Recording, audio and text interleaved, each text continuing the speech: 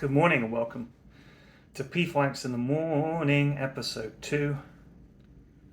Um, Jet lag, not over it yet. You know how it is. I woke up this morning at about 3:45. Managed to get back to sleep after about an hour and a half of just watching YouTube and staring out the window at the total darkness. Went back to sleep, woke up at 7:30, so not bad. Had some breakfast, chatted to some of the other early morningers. Got rehearsals today for the main event stuff. Well, not the main event, this is still Road to TI. Main event is until the final weekend, so this is sort of the playoffs, I guess, before you get to the grand finals. Seattle has changed a lot since I was here in 2017. It's been through COVID. Obviously, the opioid crisis has been hitting America. I don't want to get too deep early in the morning, and I'm no expert on all this stuff, but I can see how bad it is and how much it's changed. The homelessness problem is unbelievable, and a lot of the guys that you talk to just around, like I got an Uber, and the guy was like, he was a concierge at a hotel, nice hotel, everything was going well. During COVID, the hotel had to lay off him and half the people that he worked with. And he said of his friends that worked at the hotel, half of them are now homeless. Like loads of people just lost out massively during that period, which just sucks. Hearing all these stories. And honestly, the cost of things here is wild. We get given like a per diem to get food. Last night, if anyone knows Hotbid, aka Ken, works for Team Liquid now. Good friend of mine, known him for years, met him at TI3, and he came to see us at the hotel. He's not staying here, but he came to see us here.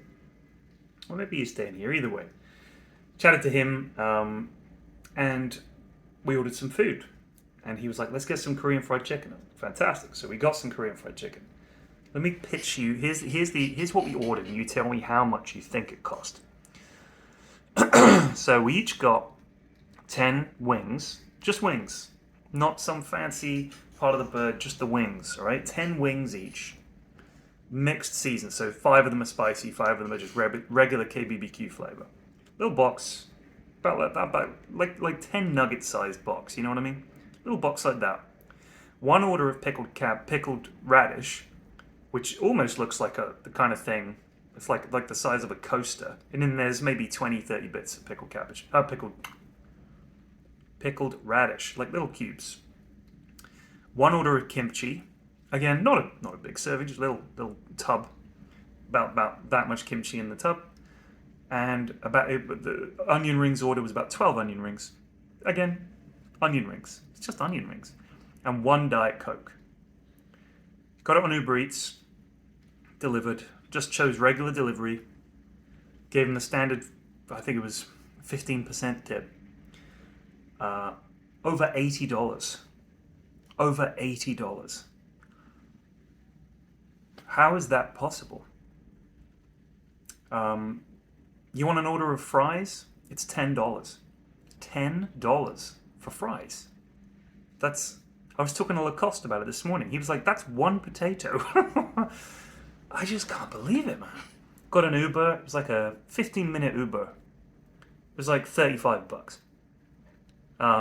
Pint of beer, $8. $9 actually. It was close. It was like $8.85. $9 for 1 pint. And that's wild. If that's your day to day. We were just like, how are people living? Like, you can't buy anything for a reasonable price. It's all insanely expensive. Which, coming to America, I used to feel you could get stuff and it wasn't going to cost the earth. And now I come here and I think it's probably one of the most expensive countries I could come to. It's crazy. It is crazy.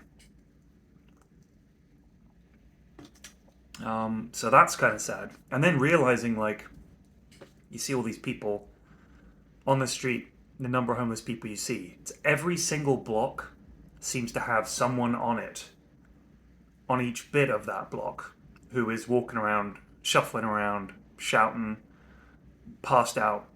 Like, there'll be, if you walked for 5 blocks, you'd probably see 10 homeless people minimum in that time. Either begging for change, passed out in a shop window, or just screaming at the traffic. It's wild. And any kind of area with grass or open land, tents, people living in tents, cardboard cities. It's absolutely unreal. And it's been that way in Seattle before, where there's been, I've been here tons of times, as you know. Back in 2017 was the last time I was here. It was nowhere near this bad. And I've been asking a few people, and COVID and the inflation crisis, like those two things combined, I think if you had the 2008 crash along with changes to the way people work, now it's much more of this gig economy, which is very unstable. You have that gig economy, and then COVID hits, and all of these jobs just vanish. And you also have the opioid crisis, which has been out of control now for years. It's so fucking sad, man. It's really sad. In good news, I went to the Valve offices. They've got new offices over in Bellevue, completely the other end of the scale. Like walking around Seattle and seeing that, and then going to the Valve offices and being like, this is like being on the bridge of the Enterprise. Like, it was so cool. Yeah, it's just wild. It's just wild. Got to hang out with everyone. Got to met Snare. Hadn't met Snare before. Met him yesterday. Good lad. Saw Ken, like I said, and then like pretty much all the other talents that are working the event. By the way, look, so our badges, I don't want to show you the badge too much, but the badge says talent. Some people that I've spoken to get offended when you use the word talent to describe your role or your job. I'm not saying I have talent. I'm not saying I'm the talent. That's just the industry term for the job I do. Some friends of mine got really annoyed when I mentioned that. I was like, the talent manager. I was like, what's a talent manager? I was like, the person that manages the talent at like an event. Like, are you calling yourself the talent? I was like, that's what the job is. They were like, never fucking say that again. So it's not, I'm not saying it to be annoying or to like big myself up. It would be like, if I said I was a cameraman, it's the equivalent to you getting upset about that and saying, oh, well, like, you're a man who's a camera. It's ridiculous. You're a human being. You're not a camera. It's like, that's how stupid people getting angry about the word talent is. It's just the term in the industry, probably going back to when the guy who came out and spun plates on sticks was considered the talent. You know what I mean? Something stupid like that. It's not a term I fucking made up. I didn't want to, you must refer to me as the talent. That's just the word. All right? Oy. Oh, I've tried something new. Let me see if I can find it for you guys.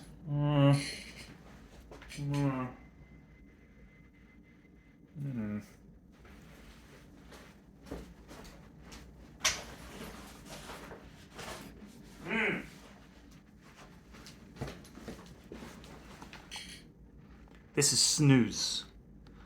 And this is what got me through the plane.